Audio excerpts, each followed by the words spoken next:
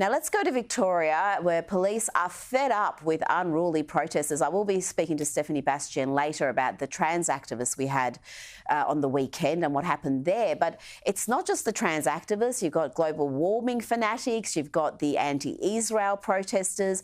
And police are saying this is an enormous waste of police resources. Since October 7, there have been 7,500 police shifts needed to cover 315 protests about the Middle East conflict alone. I mean, that is incredible, and yet there's no bills being issued.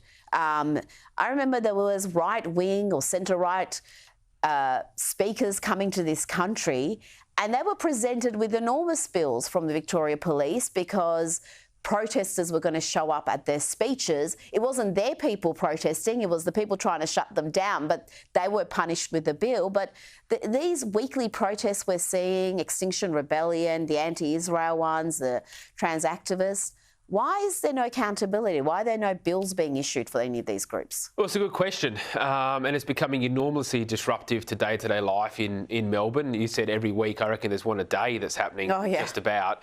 I don't understand, though. You said there's 315 protests in relation to the Israel conflict. I don't understand why these protests are happening in Australia. Everyone has a right to have their say, but I think a lot of Australians will say, hang on a minute, don't bring your ethnic tension and sectarian conflict to our nation. It's based on religious tolerance. So there's that side of it. When it comes to the Victoria Police, this is encouraging that they're calling for these extra powers. We know that after COVID, their standing in the community is at an all-time low. And what they're asking for is clearly, I mean, people are fed up with these protesters. I noticed just very recently the Premier, Jacinta Allen, said that she doesn't want these powers to go ahead. She said she doesn't see how it's going to help things. But good on the police for calling for these powers. It's probably the most sensible thing they've done, I think, in recent times. Oh, absolutely. And releasing some of this data about how much this is costing, how much police resources are being devoted, because this is an ongoing complaint across Victoria, across Melbourne, where police aren't showing up for crimes that are committed, property crimes, because they just can't get there, or they ask the victims to come in to make a report, and yet we've got 7,500 police shifts to cover protests about the Middle East. Now, in Sydney, the cost of policing pro-Palestinian protesters is $220,000 a week, and we even had protesters against Douglas Murray over the weekend. We're going to have him in the studio tomorrow, Daniel. It's going to be very exciting indeed. But his event at the Sydney Enmore Theatre had anti-Israeli protesters there and other left-wing agitators, and they are just allergic to free speech. I mean, how can you be protesting Douglas Murray, one of the finest thinkers of his generation? He is by no means any sort of right-wing reactionary, and yet that's how they're casting him.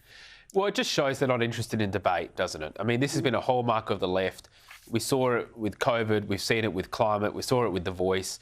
They don't want to debate anyone. They don't want their ideas challenged. They either call you a racist or whatever else to shut down your debate, or they protest your event so that people are too scared to rock up. Most people just want to have a debate, a diversity of opinions. That's the foundation of a democracy. But time and time again, we see the left, and it's becoming more emboldened and more bolshy in their willingness to censor and shut down their opponents. Well, because they get away with it. They're getting away with it increasingly in the courts and sometimes with the cops, with this two-tier policing.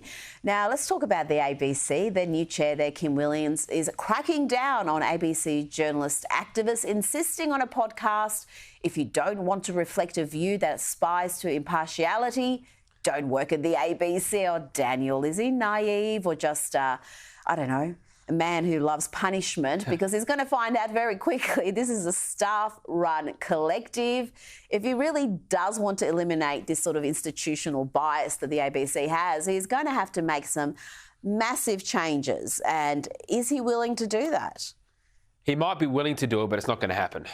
Like, it is a staff-run collective. You hit the nail on the head. We've seen, whether it's the managing director or the chairman, they have almost no influence as to what happens on the ground at the ABC with their editorial positions and their commentary. No one's saying that journalists can't have an opinion, but what we're saying is it's a public broadcaster funded by taxpayers. Therefore, you have to make at least a reasonable effort to showcase the diverse views of the Australian community. Please. At least have both sides of the story on major issues. They don't do that. The only way you can fix the ABC is either through changing its funding or changing the regulations which are attached to that funding. If that doesn't happen, it's going to be more of the same. Well, we do have a charter. They're actually breaking their charter, so they're legally obliged to be impartial. They're not like The Guardian or Fairfax or Nine, I should say, Fairfax, they don't exist anymore, or even Us. But they have a charter, they're taxpayer funded, so they have to be impartial, and that is never enforced. It's never enforced under coalition government or a Labor government, and we saw that with The Voice most clearly when the majority of Australians, a significant majority in the end, voted no. You look at the ABC coverage, you would have thought a no vote was a 1,000,000 to 1 shot, because it was just overwhelmingly activist yes content. It was, and it just reflects the inner city bias of the ABC. They don't understand the views of ordinary Australians, and they actually look down upon them in many ways. They look down on the lived experience and the life of ordinary people. Look, there's deep structural issues at the ABC. The charter should be enforced. If there's going to be a charter, at least enforce it. I don't know what mechanisms there are to do that, but clearly the priority for an ex-coalition government has to be, OK, if you don't want to touch the funding, OK, at least enforce the charter so it has to be impartial. Now, Princess Kate has finally revealed where she's been the past few months, privately battling cancer.